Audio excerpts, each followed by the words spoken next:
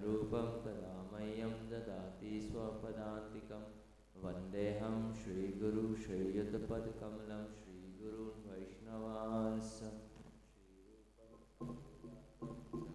रघुनाथवितं तं सजीवं सावधूतं सावधूतं परिजनसहितं कृष्णचैतन्यदेवं श्रीराधाकृष्णपादान् सहगणललिता श्रीविशाखान्वितांश्च नमो विष्णुपादाय कृष्णपृष्ठाय भूतले श्रीमते भक्तिवेदान्तस्वामीति नामिने नमस्ते सरस्वतीदेवे गौरवाणी प्रचारिणे निर्विशेषशून्यवादी पाश्चात्यदेशतारिणे हे कृष्ण करुणा सिंधु दीनबंधु जगत्पते गोपीश गोपिकान्त राधाकान्त नमस्तुते तप्त कांचन गौरांगी राधे वृंदावनेश्वरी वृषभानुसुते देवी प्रणमामि हरिप्रिये वृंदाय तुलसीदेव्याय प्रियाय केशविश्व विष्णुभक्तिप्रददेवी सत्यवती नमो नमः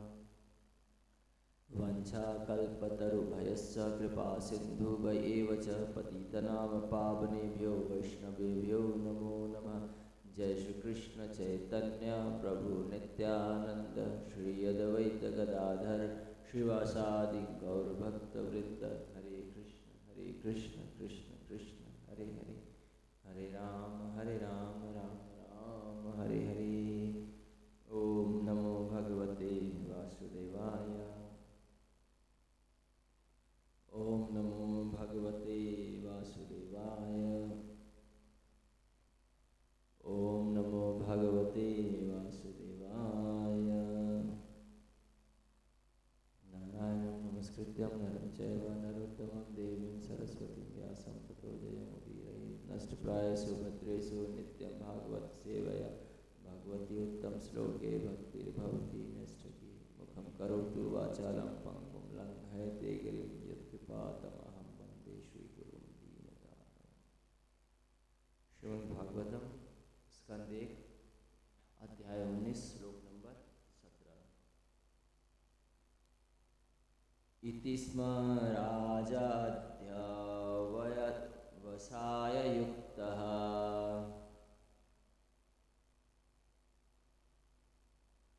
प्राचीनमूलेषु कुशेषु धीरः उदन्मुख दक्षिणकूले आस्ते समुद्रपत्न्यः स्वसुता न्यस्तभारः। इति स्म राजाध्यवसाय युक्तः प्राचीनमूलेषु कुशेषु धीरः उदन्मुख दक्षिणकूले आस्ते समुद्रपत्न्या स्वसुता न्यस्तभारः।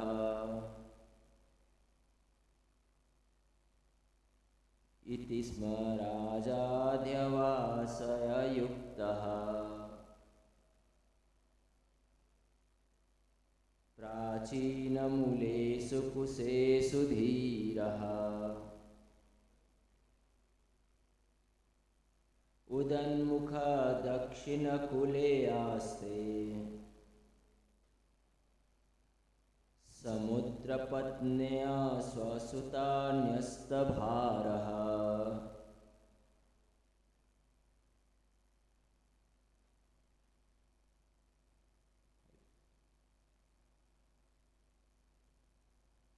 इति स्म राजाद्यावसाय युक्तः प्राचीनमूलेषु कुशेषु धीरः उदन्मुख दक्षिणकूले आस्ते समुद्रपत्न्यः स्वसुता न्यस्तभारः। हरे कृष्ण।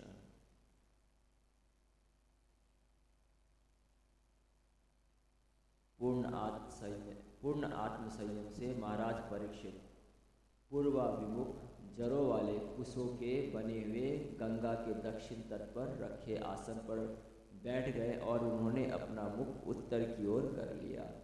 इसके पूर्व उन्होंने अपना साम्राज्य का सारा भार अपने पुत्र को सौंप दिया था। तात्पर्य श्री प्रभुपाद की जय। गंगा नदी समुद्र पत्नी के रूप में विख्यात है। कुश का बना हुआ आसन पवित्र माना जाता है यदि उसे जड़ समेत भूमि से उखाड़ा गया हो और यदि उसकी जड़ें पूर्व की ओर हो तो उसे शुभ माना जाता है। आध्यात्मिक सफलता के लिए उत्तरामुखी होने और भी अनुकूल होता है। महाराज परीक्षित ने घर छोड़ने के पूर्व प्रशासन का भार अपने पुत्र को सौंप दिया था। इस तरह समस्त परिस्थितियों उनके अनुकूल थी। यहाँ पर सुध गोस्वामी जी अपने जितने नैमिषारण्य में ऋषि मुनि हैं उनको बता रहे हैं कि परीक्षित महाराज किस प्रकार जब गंगा तट पे आए और उनको पता चला कि 7 दिन बाद तक्षक के द्वारा उनका मृत्यु शरीर को त्यागने वाले हैं, तो किस प्रकार से उन्होंने तैयारी की अपना मृत्यु का। तो इससे पहले हम लोग देखते हैं कि उन्होंने सारे जितने भी साधु महात्मा जितने भी और भी राजाएं वहाँ पे आए थे उनको उन्होंने पहले प्रणाम किया। फिर उन सारे लोगों ने जब आसन ग्रहण कर लिया तो फिर अपना शीश झुकाकर उनको प्रणाम किया, जो शिष्टाचार है। और कहा जाता है, सुध गोस्वामी जी कहते हैं कि अगर हम कोई बड़ा से बड़ा भी अपराधी हो, अगर अपना शीश जमीन पे मिट्टी पे लगा के अगर किसी को प्रणाम करे तो उसे क्षमा कर दिया जाता है। तो इसलिए एक वैष्णव सदाचार में भी हम लोग जब वैष्णव को प्रणाम करते तो अपना पूरा सर पूरा झुका के करते हैं प्रणाम। तो इससे क्या होता है, हमारा अपराध, क्योंकि हम जाने अनजाने बहुत सारा अपराध हमसे बनता रहता है, जो क्षमा हो जाए। यहाँ पे कुश का महत्व बताया गया है और किस मुख में हम अगर भगवान के प्रति अग्रसर होना चाहते तो किस मुख में हमें बैठना चाहिए। तो यहाँ पे सुध गोस्वामी जी कहते हैं कि जब महाराज परीक्षित आके सबको प्रणाम करने का जब अपना आसन ग्रहण किए तो किस पे, कुश के बने हुए आसन पे। तो कुश को पवित्र माना गया है और सरल माना गया है। हम बड़े राजगद्दी में बैठे तो क्या होगा, हमारे अंदर कहीं ना कहीं अभिमान अहंकार लेके आता है, लेकिन कुश को बहुत सरल माना गया जो हमारे अहंकार को तोड़ता है।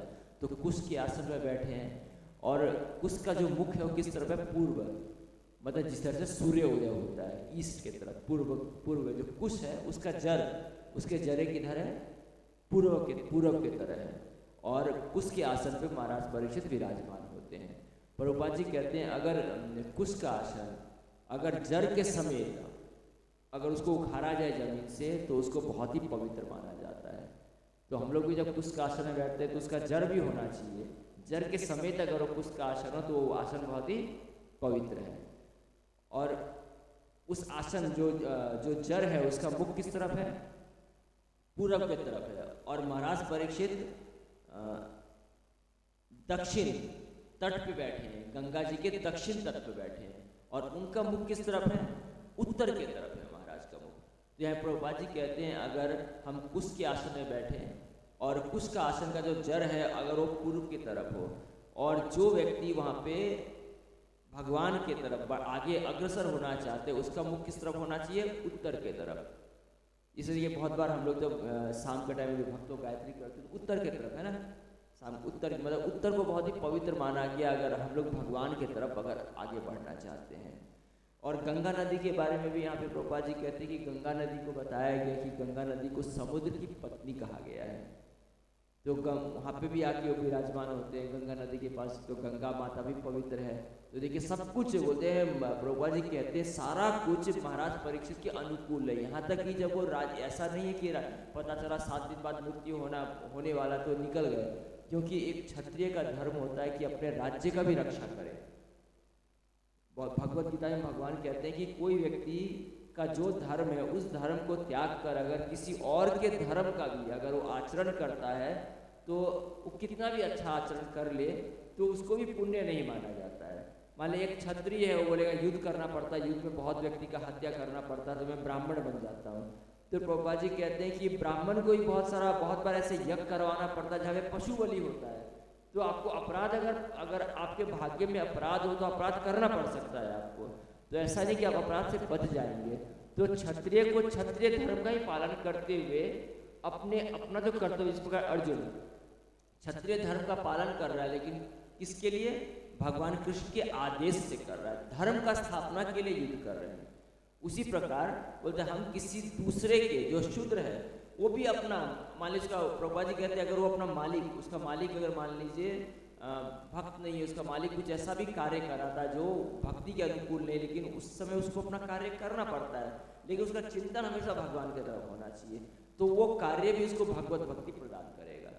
तो महाराज परीक्षित क्षत्रिय हैं और अब उनको पता चल रहा है कि 7 दिन बाद उनको शरीर को त्यागना है और अब भगवान को ही प्राप्त करना है। तो 7 दिन बाद अगर राजगद्दी में बैठे रहे तो भी नहीं होगा, लेकिन वो क्षत्रिय है, क्षत्रिय धर्म का पालन करने के लिए उनका एक दायित्व बनता है कि मेरे बाद भी इस साम्राज्य का रक्षा हो। तो देखिए सब कुछ उनके अनुकूल है। अब उन्होंने क्या क्या बोलते हैं, प्रभुपाद जी यहाँ लिखते हैं कि जब महाराज परीक्षित निकलते भी तो अपना राज्य का सारा भार किसके ऊपर दे दिए? अपने पुत्र को सौंप के निकले। मतलब सब कुछ अनुकूल है। तो हम लोग भी अगर जब सन्यास के लिए निकलते हैं, कहीं के लिए निकलते हैं, लोग त्याग करते हैं, तो क्या होता है, पहले सारा कुछ को अनुकूल बना लेना चाहिए कि हाँ ये अपना जो उत्तरदायित्व है, उत्तरदायित्व से भागना नहीं है। महाराज परीक्षित का देखिए 7 दिन बाद मृत्यु है, लेकिन फिर भी उन्होंने उत्तरदायित्व से भागा नहीं, अपना सब कुछ पहले अपने पुत्र को सौंप दिया, फिर गंगा तट पे गए और भगवान के परम भक्त होने के कारण उन्होंने अपना पूरा आत्मसमर्पण कर दिया। जब पता है कि 7 दिन बाद मृत्यु होना है तो 7 दिन तक उन्होंने क्या किया, वो एकदम शुद्ध गोस्वामी जी कहते हैं कि 7 दिन तक वो गंगा के तट पर ना खाना ना जल, वो आवरण अनशन के लिए वहाँ पे बैठ गए कि 7 दिन बाद मृत्यु होना है। तो निरंतर भगवान का चिंतन में अपना समय बिता। कोई हम लोग जब भोजन ग्रहण करते हैं तो भोजन ग्रहण करने में समय जाता है, और भोजन ग्रहण करेंगे तो शरीर में मल भी बनेगा, फिर मल त्याग करने के लिए समय देना पड़ेगा, है ना। देखिए सिर्फ भोजन के लिए, भोजन में हो सकता है आपको 15 मिनट लगे, फिर मल त्याग करने के लिए समय देना पड़ेगा, तो समय नहीं है। तो अगर देखा जाए तो हम लोग के पास में समय है क्या? तो बहुत बार ऐसा भी है कि हम लोग को बताया जाता है कि हम लोग उतना ही भोजन करें जितना जरूरी होता है शरीर का निर्वाह करने के लिए। और जब महाराज परीक्षित को पता चलता है तो 7 दिन तक सब कुछ छोड़ के गंगा के तट पर बैठ के इस प्रकार सब कुछ अपने अनुकूल में बना के भगवान का निरंतर चिंतन में लग के अपना कल्याण के लिए बैठ जाते हैं। ग्रंथराज श्रीमद् भागवतम की जय, समस्त भक्त वृंद की जय। जय श्री राधा माधव सुंदरता विशाखा गिरिराज गोवर्धन वंश तत्व की जय।